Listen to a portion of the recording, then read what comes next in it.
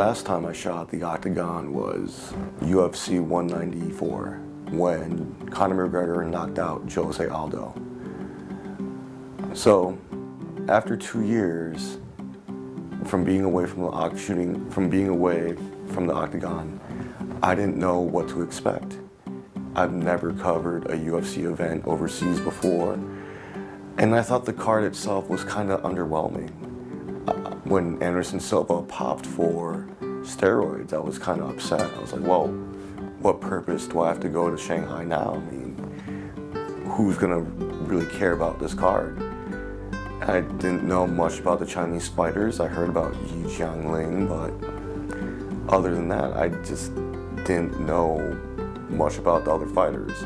I did cover a card with Kaylin Curran, where she dominated her opponent, but that's about it. But when I got to Shanghai, on the day of the weigh-ins, I felt like it was gonna be underwhelming because there wasn't that many people there. So I thought, well, I mean, if they fill half the arena, that'll be fine. I mean, I think that'll be good enough.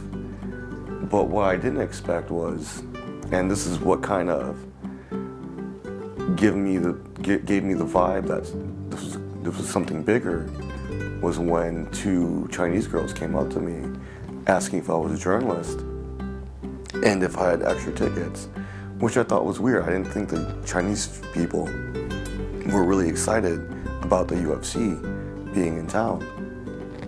The UFC never gives us any extra tickets, and we're not allowed to give extra media credentials to fans, so I just told them I didn't have any.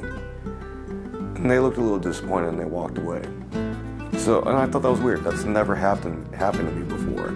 No one in America came up to me and asked if I had any extra tickets to give them for an event, even a Conor McGregor fight. So the next day when I walked up to the Mercedes-Benz Arena, I saw a lot of people just in front of the arena taking selfies with their ticket, showing off their tickets with pride, like, hey, I got a ticket to a UFC event. And I thought that was really cool. It just felt like, I guess, an event in Vegas or an event in LA where, like, hey, I'm really excited to go to this UFC event. So I was a little shocked by that. And then when I walked into the arena for the first prelim event, I noticed there was a sizable crowd. The arena wasn't fully packed yet, but it was more than what you would see at an event in Vegas or in the US in general. Usually people start showing up, or the crowd starts becoming bigger, maybe before the main card. But by the time the first prelim match started, there was a lot of people there, and I was really surprised by that. As for the card itself, again, that's another, I didn't know what to expect. I didn't know any of these fighters, but I was pleasantly surprised. It was very exciting. It was very hard to keep up, out at the octagon, trying to take all the pictures because the matches kept coming one after the other. They didn't take a break for commercials or anything like they usually do in America. So, I tried my best to upload pictures right away, but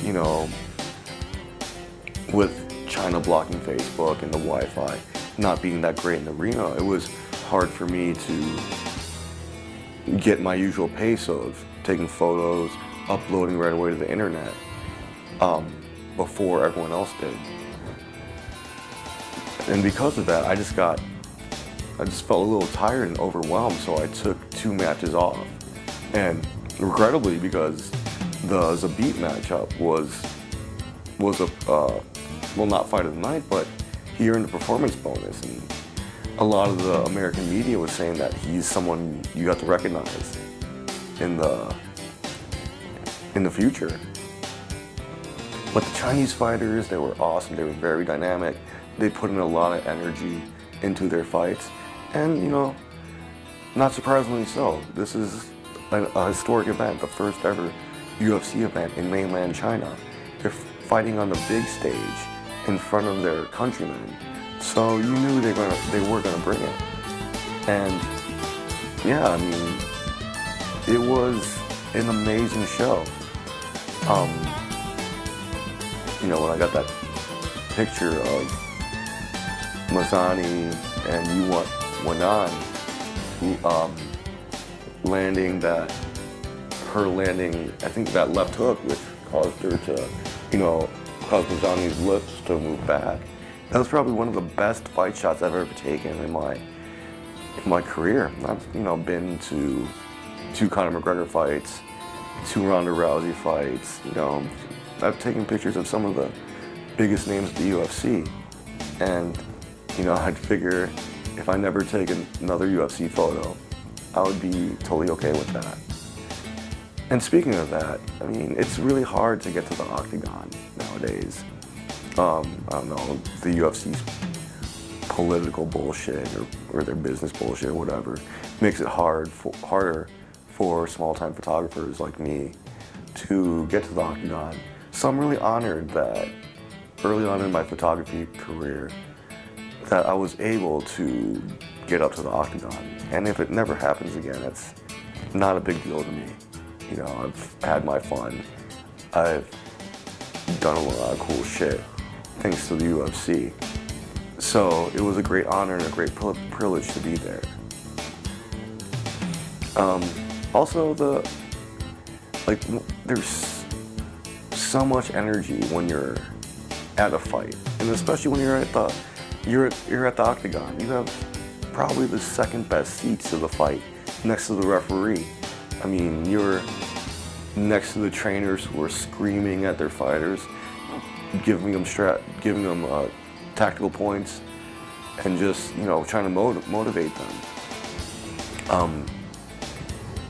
You know, it's just a different experience than from watching it on TV, and it's kind of spoiled me. I find it weird to watch fights on TV when I know I've had opportunities to sit with my camera lens and my nose pressed up to the cage. As for the Bisping and Gastelum fight, I mean, like when I just heard that crack when Gastelum landed his left hand on Bisping, it was just like, I just knew it was over. And then the next thing I remember seeing Bisping go limp and fall like a tree. Yeah, I just miss those moments, you know, from 2 years ago when I was covering the fights as a photographer. You know, it was definitely a fun time, and you know, hopefully I get to do it again in my country at stateside at one of the pay-per-views in Vegas.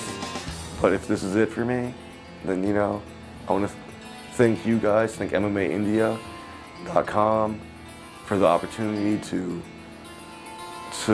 relive one more moment at the octagon, and we'll see what happens from here. Thank you guys so much.